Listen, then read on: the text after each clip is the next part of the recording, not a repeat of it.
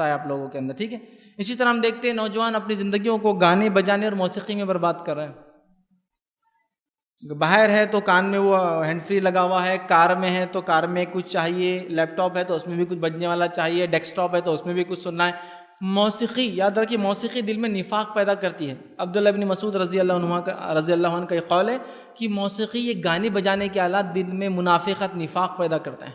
اور واقع میں وہ دھیرے دھیرے انسان کو دین سے، شریعت سے، فرائض سے، اور میں نے ایسے بھی لوگ دیکھے جو حق سے بھی ہٹ گئے، حق سے سیدھا. ایک صاحب تھے، ان میں ساری اچھائیں تھیں لیکن گانا نہیں چھوڑتا تھا، میوزک نہیں چھوڑتی تھی. نتیجہ یہ ہوا کہ ہندوستان چھوڑ کے بیرون میں جاب کے لیے گئے، گانوں میں لگ گئے، پکچر والی صحبت مل گئی، پکچر والے لوگ مل گئے، یہ ہو گیا وہ ہو گیا. آپ فیس بک پر پروفائل دیکھے تو جانے سے پہلے ماشاءاللہ داڑھی تھی، اب بغیر داڑھی کے پہچاننا ناممکن ہے.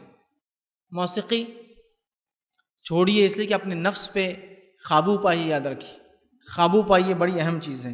ٹھیک ہے. اسی طرح جو ہے موسیقی کے علاوہ جو چیز ہمیں برباد کری وہ ٹائم پاس والا ایک مادہ جو بیچ میں لے لیا ہوں. نکڑ پہ، چوراہوں پر، کمان میں، کوئی جھاڑ ہے، کوئی کھیت ہے، جا کر ٹائم پاس خالی بیٹھ کر کیا چل رہا تمہارے گلی میں، کیا چل رہا ہماری گلی میں، پڑوسی کیا کر رہا، اس نے کیا کر رہا، اس نے کیا کر رہا. خام و خواہ کے ڈسکشن. ایک تو لایانی باتیں ہوتی ہیں، ٹھیک ہے، فالتو باتیں. دوسرا غیبت بھی ہوتی، کبھی اس میں چغلیاں ہوتی ہے، کبھی جھوٹ ہوتا ہے، بہتان ہوتا ہے، الزام تراشیاں بھی ہوتی ہیں. تو ٹائم پاس نہ کرے، اپنے ٹائم کا صحیح استعمال کرے. اس لیے کہ آپ کو صبح اٹھ کر تلاوت قرآن ہے، فجر کی نماز کے بعد تلاوت قرآن ہے، اسکول، کالج، بزنس، تجارت پہ جانا ہے. اس کے بعد بہت سارے کام ہیں جو آپ کو خدمت خلق کے نام پر اور دیگر چیزیں آپ کو انجام دینا. یاد رکھیے. اسی طرح ہم دیکھتے ہیں ایک اور چیز جو نوجوانوں کا بہت سارا وقت برباد کرتی ہے اور گمراہی کی وجہ ہے، وہ ہے آج کے انٹرنیٹ دور کا غلط استعمال، جس میں خاص طور سے social networking web sites.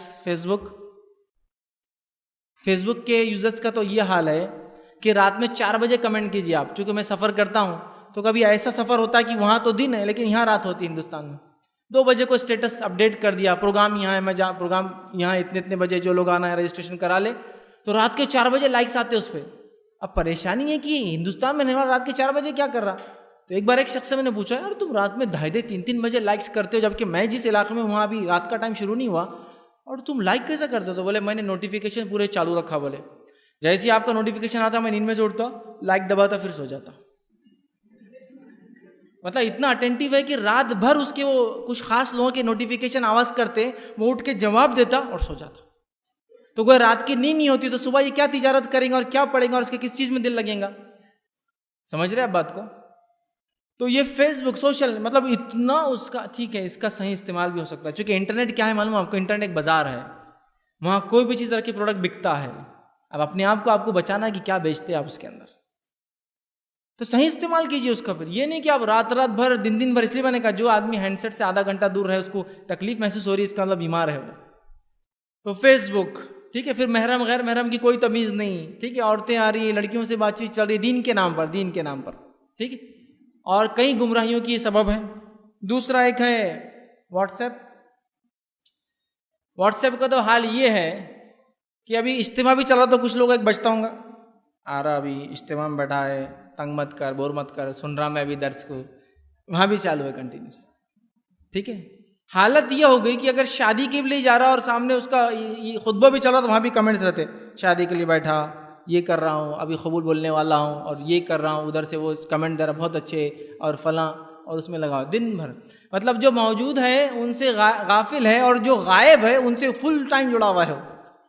امریکہ کا ایک دوست اس کا گروپ، لندن میں ایک دوست اس کا گروپ، سعودی عرب میں ایک دوست اس کا گروپ، جدہ کا ایک گروپ میں شامل ہے، اس کے گروپ میں وہ بڑے لوگوں کے، یہ ان کے منسٹروں کے گروپ، یہ سارے. اچھا آس پاس جو انسان ہے ان کی کوئی ویلیو نہیں. ابا سامنے بولے کو، ابا ایک منٹ رکو نا، ادھر جواب دینا، میرا امریکہ کا ایک دوست سوال پوچھا. دیکھیے آپ نے اس کو نہیں، کبھی نہیں دیکھی.